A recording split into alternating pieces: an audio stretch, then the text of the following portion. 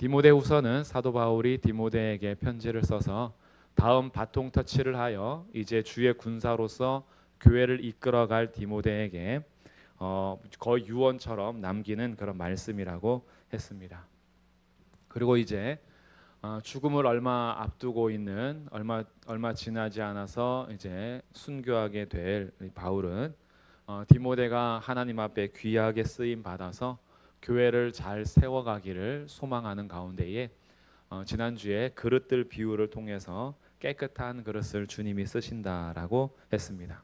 그 말씀에 이어서 이제 깨끗한 그릇으로 준비되는 우리의 삶에 하나님께서 우리들도 깨끗한 그릇으로서 금그릇이든 은그릇이든 나무 그릇이든 질 그릇이든 그 종류와 상관없이요, 나이가 어리든 아니면 나이가 많든 남자든 여자든 상관없이요, 깨끗한 그릇이 되어서 주님께 쓰기에 합당한 그릇이 된다면 그 그릇은 이 세상에서 가장 영광스러운 그릇으로 살아가게 될 것입니다.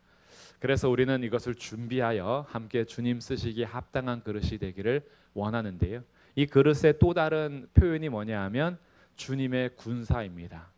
모집한 자를 기쁘게 하는 군사로서 자기가 생활에 얽매이지 않고 주님의 부르심에 응답하는 삶이 이 깨끗한 그릇의 또 다른 모형이고, 또 경기하는 운동선수입니다. 열심히 운동을 할 때에 규칙에 따라서 하는 운동선수이며, 또한 농부입니다. 결실을 기다리면서 수고하며 땀 흘리는 농부의 모습인 거죠.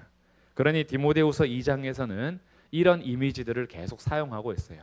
병사로서의 이미지, 농부로서의 이미지, 운동선수로서의 이미지, 그릇으로서의 이미지를 사용하여 우리가 하나님께서 쓰시기에 합당한 그릇으로 잘 준비되기를 요청하고 있습니다. 그럼 이제 어떻게 우리가 더 깨끗하게 준비하면 좋은가라는 것을 말씀에서 좀 찾아보면 좋겠고요. 우리가 하나님의 은혜를 따라서 부름 받다 보니까 때로는 그 은혜에 따른 우리의 삶이 그냥 아무렇게나 살아도 괜찮지 않은가, 은혜가 있으니까 라고 조금 약화될 때가 있죠. 우리의 삶에 대한 강조가. 그래서 거룩을 강조하고 경건을 강조하고 깨끗함을 강조하면 불편한 분들도 계시는 것 같아요. 어떤 분들은 이 말씀에 따라서 말씀의 바른 삶과 그리고 말씀에 따른 거룩한 삶을 이야기하면 그럼 몸서리치면서 그렇게 살 수 있는 사람이 어디 있냐 이렇게 따지기도 하고, 그것이 좀 더 날카로워지면 너는 잘났냐 이러기도 합니다. 넌 그렇게 사냐 이거죠. 너는 자기도 그렇게 살지 못하면서 이 말씀을 그대로 전한다고 하는 게 성도들을 다 죽인다, 교인들을 아주 피말리게 한다, 그래서 그렇게 하면 교인들 다 나가 떨어지고 죽는다라고 하는 사람들도 있습니다. 근데 이것이요, 이렇게 살지 못함에 대한 어떤 정죄도 아니고, 그리고 나는 그렇게 사니까 너도 그렇게 사세요라는 그런 지침이 아니라 하나님께서 우리에게 요구하는 삶은 그대로 전하는 것이고, 그러니까 삶에 따라서 우리는 계속 어떻게 해요? 서로 도와줘야 되는 거죠. 살 수 있도록, 그렇게 살아가도록 하나님께서 우리에게 가르쳐 주신 말씀, 예수님께서 우리에게 분부한 모든 것을 가르쳐 지키게 하라. 우리는 계속 양육의 대상들인 거예요. 서로가 서로 도와주고 부족한 점을 채워주면서 계속 깨끗한 그릇으로 준비해 가는 거죠. 그래서 우리가 완전해졌을 때 쓰임 받는 것이 아니라 그런 과정이 계속 쓰임을 받는 시간들인 거예요. 계속 설거지를 하는 겁니다. 계속 설거지하는 거예요. 이제 더 이상 더럽혀지지 않은 완전한 그릇이 되면 그러면 이제 주님 오실 때고요. 그리고 세상 떠날 때고요. 근데 우리들의 매번 설거지하면서 주님 앞에 서가는 그 모든 삶이요, 분명한 방향과 목표는 있다. 목적은 있어요. 그냥 은혜로 구원 받았으니까 이제 마음대로 하세요. 주님의 뜻이 아니에요. 주님이 우리를 구원한 목적이 있고 주님께서 이 구원을 통해서 이루고자 하는 삶이 있습니다. 그리고 이제 우리들은 그렇게 부름 받아서 우리 마음대로 하고 싶은 대로 사는 사람들이 아니라 주님의 부름에 따라서 주님의 뜻을 궁금해하고 주님의 뜻이 무엇인지 분별하며 주님의 뜻이 이런 것이라면 제가 순종할게요 라는 삶이 우리 성도들의 삶이어야 하는 거죠. 그래서 그렇게 자신을 계속 깨끗하게 해가는 것, 거룩을 요구하는 것은, 이것은 사람의 도덕적인 종교적인 모습이 아니라 주님께서 원하시는 삶을 따라가고자 하는 말씀인 거예요. 그래서 오늘 우리에게도 이렇게 말합니다. 22절에 너희가 깨끗한 것으로 잘 준비해야 될 터인데 22절 또한 너는 청년의 정욕을 피하라 라고 합니다. 청년의 때는 굉장히 가장 힘이 있을 때죠. 그러다 보니까 하고 싶은 것도 많고 나의 어떤 욕망도 크고 나의 정욕적인 삶이 우리의 삶을 지배합니다. 분명한 목표도 있고 명예욕도 있고 야망도 생기게 되죠. 세상의 향락들을 즐기는 데 있어서 우리의 정욕적인 힘을 쓰기도 합니다. 그런데 주의 성도들에게 요구되는 것은 그런 청년의 정욕을 피하라. 따라가지 말고 그 청년의 그 정욕적인 삶을 따라가지 말고 피하라라고 요구하고 있고요. 또한 우리들의 삶에서 이런 정욕적인 삶에 나타나는 것이 무엇이냐 하면 23절에 어리석고 무식한 변론이 나타납니다. 어리석고 무식한 변론은 다툼이 일어나게 되고요. 이 다툼을 일으키는 자리에는 22절 끝에 나오는 사랑과 화평을 따르는 삶이 멈추게 돼요. 작은 문제 때문에 어떠한 다툼의 요소가 되어서 진리가 아닌 것을 가지고 자꾸 싸우면서 평화를 깹니다. 평화를 깨고 사랑을 깨는 그런 어리석고 무식한 변론은 버려라. 그래서 우리가 주의 길을 걸어갈 때요, 우리가 붙잡아야 될 진리는 무엇인지, 우리가 피해야 할 정욕은 무엇인지 잘 분별하며 살아야 하는데, 그렇다면 3장 1절부터 5절에서는 이 세상에 우리가 피해야 할 정욕들의 삶, 그리고 우리가 버려야 할 삶에 대해서 한번 얘기하면서 특징을 가르쳐 줍니다. 그래서 이제 3장 1절부터 우리에게 이것을 알려주는데 3장 1절에 우리에게 교훈을 하죠. 너는 이것을 알라. 우리에게 미리 말해주는 거예요. 너는 이것을 알아라. 말세에, 이 말세는 예수님께서 오셨을 때가 이미 마지막 날이고요. 성령님께서 강림하시면서 마지막 날이 이미 시작이 되어서 우리는 말세를 살고 있어요. 이 말세 때에 고통하는 때가 이른답니다. 이것은 우리를 해방하고 방해하고 어지럽히며 우리로 하여금 굉장히 혼란하게 하는 그런 때를 말하는 거예요. 그래서 이런 고통하는 때가 이를 텐데 2절, 3절, 4절에 나오는 것이 그냥 세상으로 봤을 때는 세상은 원래 그랬어요. 죄가 세상에 들어온 이후부터 2절, 3절, 4절 모양은 달라졌어도 사람들의 내적인 부패가 여전했기 때문에 이 3, 4절은 늘 그랬습니다. 늘 그랬는데 문제는 5절의 말씀을 보니까 경건의 모양은 있으나 경건의 능력은 부인한다라는 것으로 봐서 2절, 3절, 4절이 단지 세상에만 있는 것이 아니라 경건의 모양을 갖추고 있는 교회 안에서도 일어날 수 있는 문제인 거예요. 성도로 부름받은 자들이 경건의 모양은 갖추어가면서 교육은 받았습니다. 어떻게 살아야 되는지 모양은 알게 됐어요. 그러나 경건의 능력은 부인합니다. 진리의 말씀으로 살아가는 우리의 삶에서는 부정하며 살아가다 보니 이런 내적인 요소들이 세상에만 있는 것이 아니라 성도들에게도 있더라. 믿는 사람들 안에, 교회 안에도 있더라. 그래서 2, 3, 4절이 우리가 경계해야 되는 것이고 여기에 대해서 피하며 버려야 할 정욕적인 것이고 다툼을 일으키는 변론적인 것이 됩니다. 그러면 우리가 피하고 버려야 할 것이 무엇인가? 아주 특징들을 잘 말해주고 있는데 외부의 박해도 지금 어려울 때긴 해요. 디모데 후서가 쓰여졌을 때는 외부적인 박해가 심할 때입니다. 그래서 예수 믿는 사람들을 잡아들이고 그리고 리더들, 지도자들은 잡아서 죽이기도 하고 감옥에 넣기도 하고 아주 고생을 심하게 할 때예요.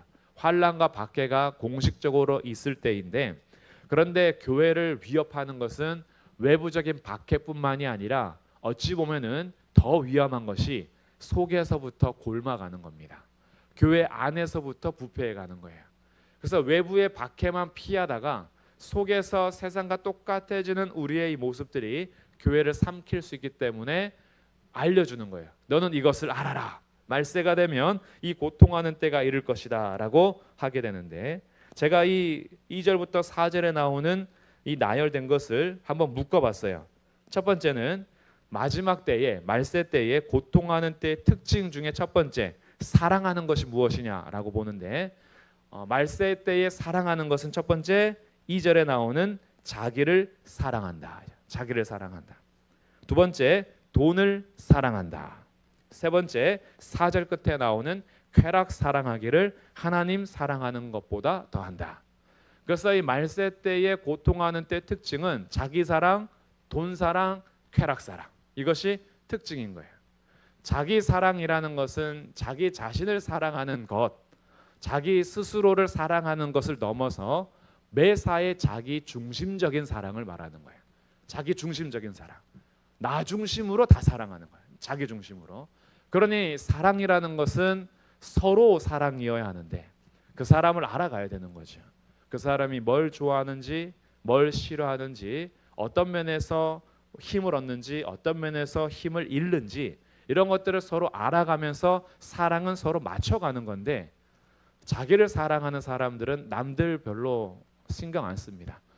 내가 좋으면 되는 거예요. 그래서 자기만을 사랑하고 자기 애가 가득하고 자기 중심적으로 사랑하는 그런 삶의 특징이 말세 때의 특징이고 또한 여기에는 모든 이익의 요소가 담겨 있어요. 자기 중심적으로 사랑한다라는 것은 결국은 자기 이익을 사랑하는 거예요. 그러다 보니까 자기 이익의 최고가 뭐냐면 돈과 쾌락입니다. 그 돈을 사랑하지 않을 수 없고 쾌락을 사랑하지 않을 수 없어요. 뭘 해도 내가 즐거워야 돼요.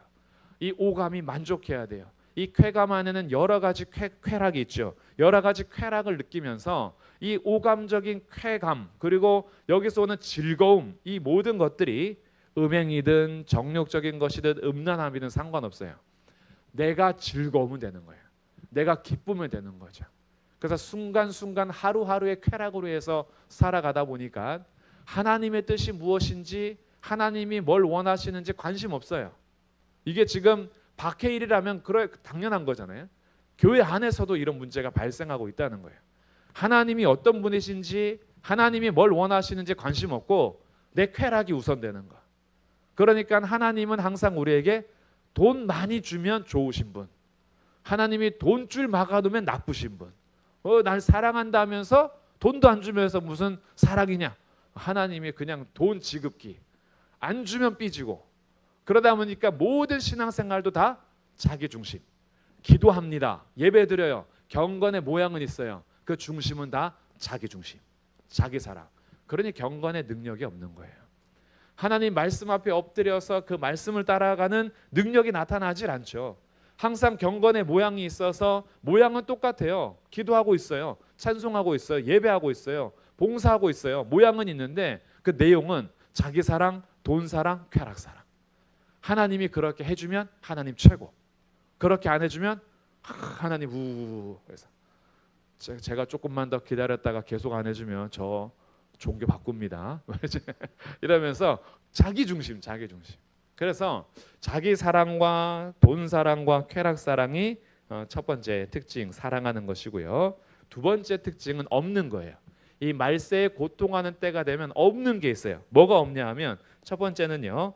감사가 없어요. 2절 끝에 감사하지 아니하며 그리고 거룩이 없어요. 거룩하지 아니하며 또한 3절에 보니까 무정하며 무정한다는 것은 사랑이 없다는 뜻이에요. 사랑이 없어요. 감정적인 요소가 없어요. 그러니까 동정과 공감이 없어요. 그러다 보니까 원통함을 풀지 않는데요. 이 원통함을 풀지 않는다라는 것은 화해하지 않아요. 고집불통이에요. 평화를 반대합니다. 화해를 거부해요. 이것이 원통함을 풀지 않는다는 뜻이에요. 그러니 여기에는 화해가 없어요. 또한 3절 두 번째 줄 보니까 절제가 없어요. 절제할 수가 없어요. 그래서 스스로 계속 욕망을 다스리지를 못해요. 자기 방탕한 삶대로 삽니다. 더군다나 이 사람은 3절 끝에 보니까 이 말세 때 특징은 선한 것을 좋아하지 않아요. 그러니 선함이 없어요. 이런 게 없는 거예요. 없는 게 참 많죠. 감사도 없고 거룩도 없고 화해도 없고 절제도 없고 선함도 없고 사랑도 없는 이것이 말세 때 고통하는 때의 특징인데 특히 2절에서 감사하지 않는다라는 것은요. 왜 감사가 사라지냐 하면 은혜를 모르기 때문에 그래요. 자기가 은혜 받았음에 대해서 몰라요.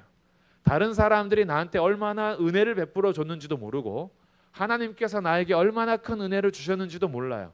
그러니 감사가 사라지는 거예요. 오늘 하루 내가 먹을 수 있는 것, 입을 수 있는 것, 오늘 하루 살 수 있는 것, 이것이 사실은 다 은혜 안에서 이루어지는 건데 은혜가 사라지면 감사가 사라져요. 매일매일마다 식사 기도하는 자리가 어찌 보면 형식적인 자리가 될 수도 있어요. 그냥 뭐 기도 안 하면 안 될 것 같아서 기도할 때 하나님 감사합니다. 잘 먹을게요. 아멘. 이러고 이제 밥 먹을 수도 있죠. 근데 그 기도 시간이 있다는 것은 오늘 내가 먹고 마시는 이 자리도 하나님의 은혜를 기억하는 자리예요.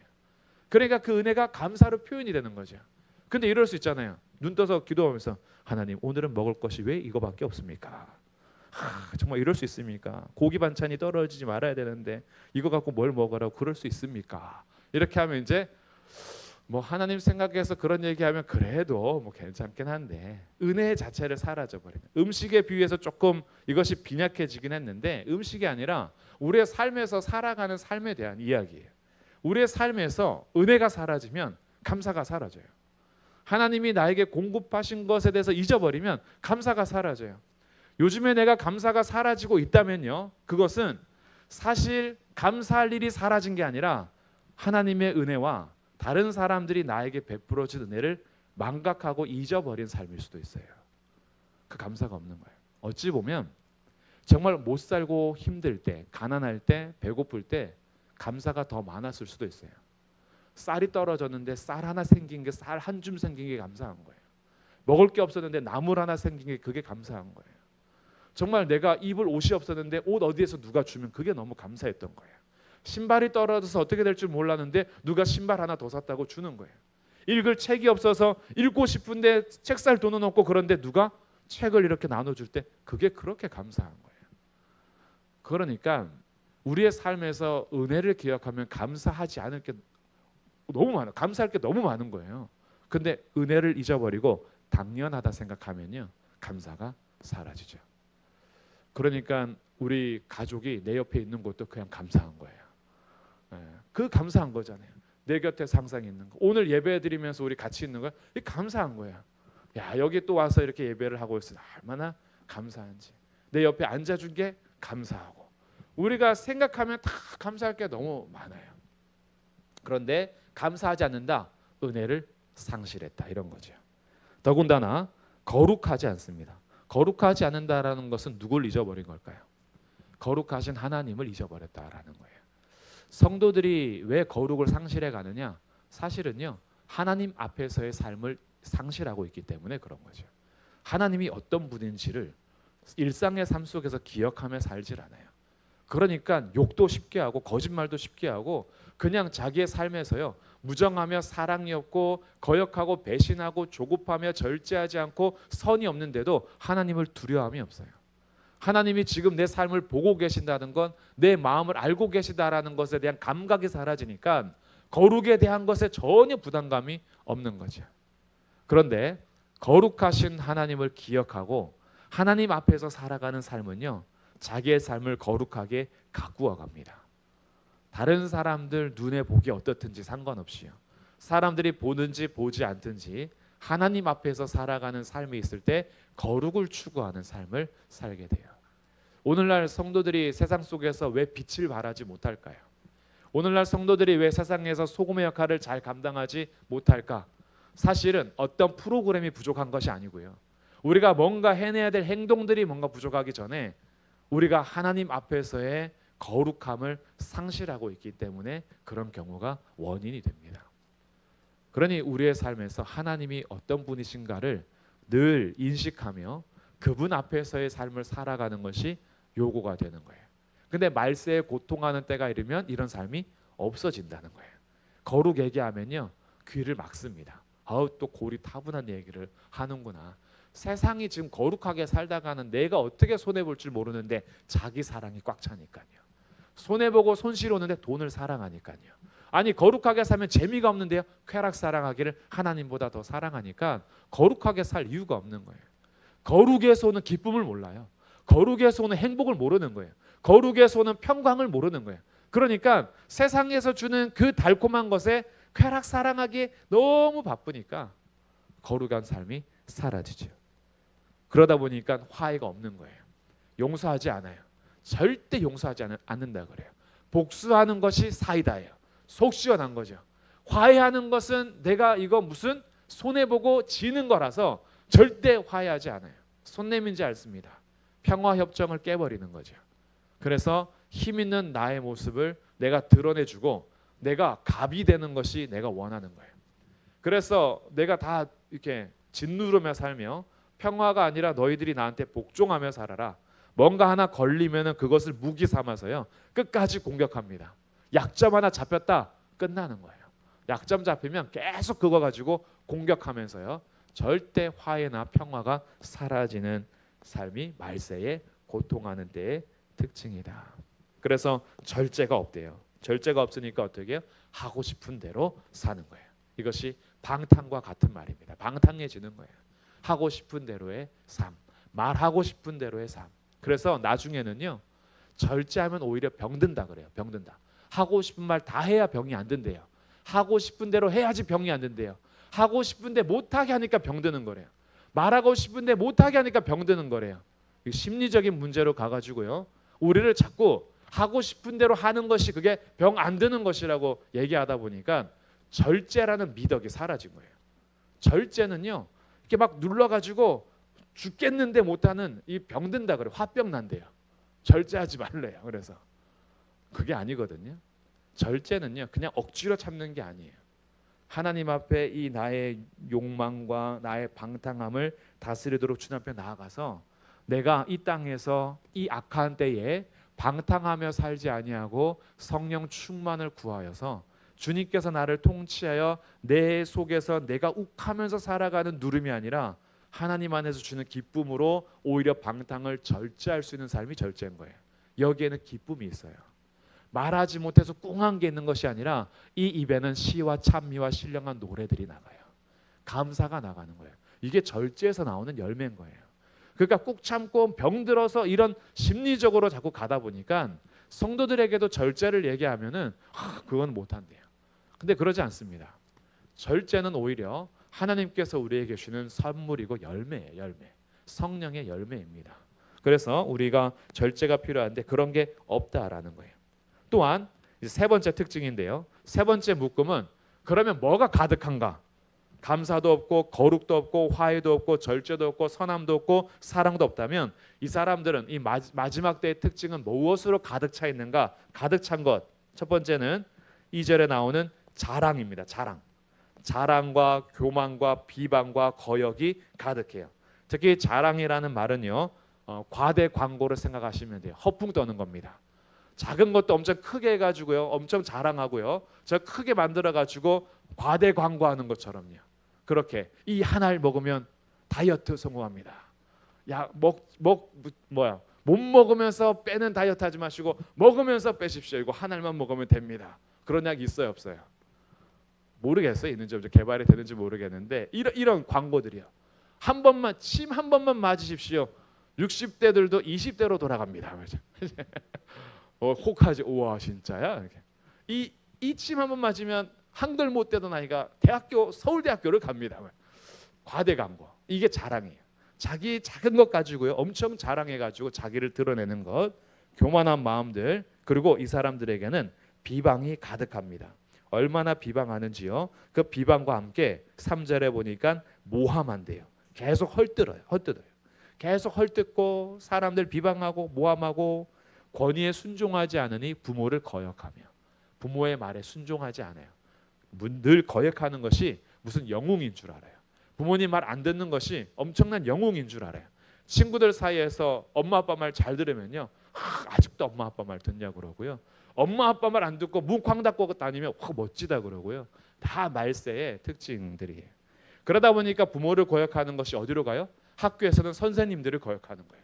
선생님한테 반항하면 그게 멋진 거예요. 우리 학생 중에 대장 되는 거죠. 밖에 나가서 어른들한테 대항하는 것, 노인들한테 대항하고 이러는 것이 무슨 멋지게 보여요. 자기들끼리 있을 때는 그게 심리적인 작용을 합니다. 영웅 심리가 이상하게 발동하는 거예요. 권위에 순종하는 것이 약간 세상에서 이런 표현 죄송한데 찌질이처럼 보이고 세상의 권위 앞에 도전하는 것이 영웅처럼 보이는 거예요. 거역하는 삶. 그런데다가 그러다 보니까 3절 두 번째 줄에 사나우며 그러죠. 사나움이 가득하다는 것은 이건 짐승 같아라는 뜻이에요. 짐승 같아요. 절제도 없죠. 사납죠. 그러다가 4절에 자기 이익에 따라서 배신을 밥 먹듯이 합니다. 나한테 손 한번 오면 언제든지 돌아설 수 있어요. 그리고 조급해요. 항상 조급해서 불안해요. 뭔가 이렇게 차분히 하는 게 없어요. 그러다 보니까 늘 사고를 치고 다닙니다. 이런 것이 가득해요. 자만하고.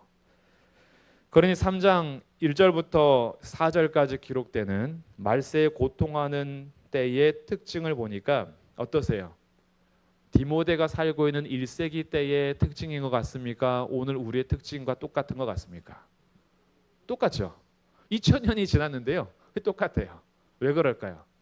사람이 죄로 인해서 타락한 이후에 우리의 내적 본성은요, 주님의 은혜가 없이는 항상 짐승과 같습니다. 그래서 이것이요, 우리 항상 경계하고 조심해야 될 것들인 거예요. 밖에 있을 때도 이렇게 살았으나 이제 우리는 주님을 믿고 변화된 삶을 추구해야 되는데, 청년의 정욕을 피하지 않고 자기의 삶을 주장하면서 살아가면 예수님을 믿는다고는 하나 그의 삶에서 믿음의 열매가 나타나질 않는 거예요. 똑같아요. 세상하고 다를 바가 없어요. 이것을 조심해라. 그래서 알라고 하는 거예요. 너가 이것을 반드시 알아라 라고 미리 말해 주는 거지요. 그러고 나서 우리에게 아주 경계합니다. 5절에 경건의 모양은 있으나 경건의 능력을 부인하니 이 같은 자들에게서 내가 돌아서라. 우리가 같이 교제하면 안 되는 거예요. 같이 물들어가면 안 되는 거죠. 그런데 이런 삶이 박해만 있느냐, 다른 사람한테만 있느냐 하면 사실 우리들 안에도 다 가지고 있는 부패된 요소들인 거죠. 그래서 이 말씀들을 읽을 때마다 내가 오늘도 다시 피해야 할 것, 내가 버려야 할 것은 무엇인지를 말씀 안에서 다시 책망을 받는 겁니다. 내가 그렇구나. 내가 아직도 이 모양을 버리지 못했구나. 내가 아직도 이 모습을 그대로 갖고 있구나. 내가 이것을 씻어내야겠다. 피해야겠다. 깨끗한 그릇으로 자기를 계속 돌보라는 거예요. 그러면서 이건 이제 부정적으로 하지 말 것이라면, 그러면 우리가 좀 더 적극적으로 할 것은 무엇이냐? 이것이 이제 2장 24절에 나오는 겁니다. 우리가 그럼 조금 더 적극적으로 할 것, 피하는 것만 있는 것이 아니고 해야 할 것이 있어요. 24절 주의 종은 마땅히 다투지 아니하고. 우리가 자꾸 다툼의 분위기를 만드시면 안 돼요. 분위기에 휩쓸리지 마세요. 세상은요, 다툼의 분위기를 계속 냅니다. 정치 얘기를 하든 경제 얘기를 하든 연예인 얘기를 하든 드라마 얘기를 하든 동네 옆집 아저씨 얘기를 하든요, 다툼을 자꾸 분위기를 만들어요. 네 편 내 편을 가르는 것이 세상의 분위기예요. 이런 다툼을 일으키는 것에 휩쓸리지 않으셔야 돼요. 우리들은 다투라고 세상에서 시간 쓰는 사람들이 아니니까요. 다툼과 변론을 피하는 사람들이 되어야 하고요. 오히려 24절 모든 사람에 대하여 온유하며 가르치기를 잘하며. 온유하다라는 것은 친절해라라는 거예요. 친절해라. 모든 사람에게 대해서 될 수 있으면 친절하고 상냥한 모습으로 관계하라는 거예요. 그래서 이제 우리 신성교회 성도라 그러면요, 동네에서 온유한 사람들 이렇게 소문이 나야 되는 거죠. 아, 신성교회 권사님들은 왜 이렇게 친절하세요? 이런 거. 왜 이렇게 상냥하세요? 라고 하는 거야. 이게 우리가 추구해야 될 삶이라는 거예요. 그럼 이제 우리 그럴 수 있죠. 아, 내가 무슨 온유함이야.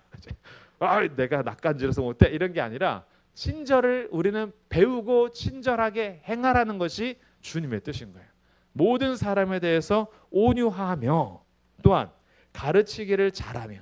가르치기를 잘한다는 것은 가르치기를 좋아하다, 즐거워하다 뭐 이런 거예요. 가르치기를 좋아한다라는 것은 그냥 여기서 설교하기를 좋아하고 이런 것이 아니라 주님의 뜻을 내가 먼저 기뻐하는 거예요. 주님의 뜻을 내가 기뻐하니까 이 기쁜 뜻을 누구한테 말해주고 싶죠. 그래서 함께 나누는 거예요. 이것을 하는 것이 우리에게 요구가 되는 겁니다. 다툼을 일으키는 것이 아니라 내가 배운 말씀, 내게 알려주신 진리, 우리가 추구해야 되는 하나님의 뜻을 내가 기쁘고 즐거워하니까 그것을 말하게 되는 거예요. 연예인 좋아하는 사람은요, 어딜 가든지 연예인 자랑합니다. 드라마 재밌는 걸 보면요, 어딜 가든지 드라마 얘기를 해요. 주의 말씀을 즐거워하면요, 주의 말씀을 얘기합니다. 그러니까 가르치기를 잘한다는 것은 내가 먼저 말씀 배우는 것을 즐거워한다는 뜻이에요. 말씀 알아가는 것이 기쁘다는 뜻이에요.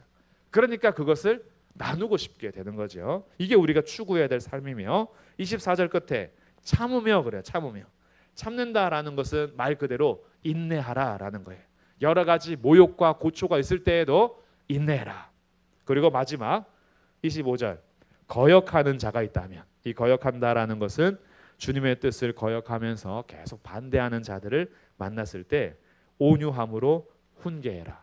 훈계하긴 해야 돼요. 주의 뜻을 거스르는 자들, 거역하는 자들에게는 훈계해야 됩니다. 가르치고 교육하고 그리고 지도하고 교정해주고 권면해야 돼요. 그런데 어떻게 해요? 온유함으로 하래요. 불쾌하지 않는 선에서 지속적으로 교훈하라는 거예요. 그냥 한번 화내면서 가르치는 것이 아니라 온유함으로 끊임없이 지도하고 교정하는 것이 거역하는 자에 대해서 온유함으로 훈계하라라는 뜻이에요. 이게 쉽지는 않아요. 거역하는 자고 한번 싸우면 끝이지. 근데 싸움으로만 끝내는 것이 아니라 훈계는 내가 옳음을 증명하는 것이 목적이 아니에요. 너 틀렸어, 내가 옳아, 이게 목적이 아니에요. 틀린 자들을 교정해서 바른 대로 돌아오게 하는 게 목적이에요. 그게 훈계의 목적인 거죠. 그냥 나 잘났어, 내가 아는 게 맞아, 이게 훈계 목적 아니거든요. 그러니까 어떻게 해요? 목적은 그 사람이 돌아오는 게 목적이에요. 그러니까 온유함이 필요한 거예요. 가르치더라도 교정하더라도 우리가 지도하더라도 그냥 윽박지르면서 싸우는 게 끝이 아니다. 그러니까 이게 쉽지는 않죠. 차라리 싸우고 헤어지면 이게 편해요. 그럼 너가 할 길 가세요, 이게 편해요. 난 내 옳은 대로 살을게, 넌 너 옳은 대로 살아, 이게 편해요.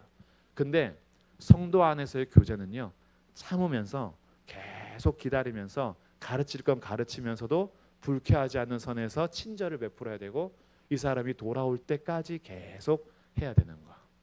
이것이 우리에게 요구되는 성도의 삶인 겁니다. 그렇게 하면 혹시 25절 하나님이 그들에게 회개함을 주사 진리를 알게 하실까 하며 그들로 깨어 마귀의 올무에서 벗어나 하나님께 사로잡힌 바 되어 그 뜻을 따르게 하실까 함이라. 여기까지는 우리가 다 할 수는 없어요. 이 사람이 돌아오고 회개하는 것까지 우리의 힘으로는 할 수 없어요. 우리는 그저 훈계할 것들은 훈계하면서 인내하면서 가르치기를 계속하는 역할까지가 우리의 역할이고, 그러다 보면 혹시 그들이 마귀의 올무에서 벗어나서 올 수도 있지 않을까.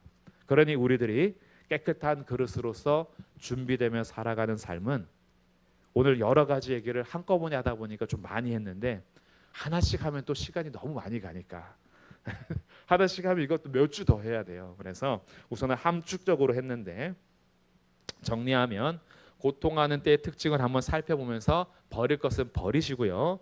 우리가 추구하는 것이 무엇인지 24절 25절 보면서 우리가 앞으로 열심히 해야 될 것은 이것이구나 라는 것들을 한번 말씀을 읽어가면서 다시 한번 마음에 새겨 우리의 삶에서 깨끗한 그릇으로서 주님 쓰시기에 합당한 그런 그릇들로 하나님께 귀히 쓰임받는 우리 성도들이 되시기를 주님의 이름으로 축복합니다.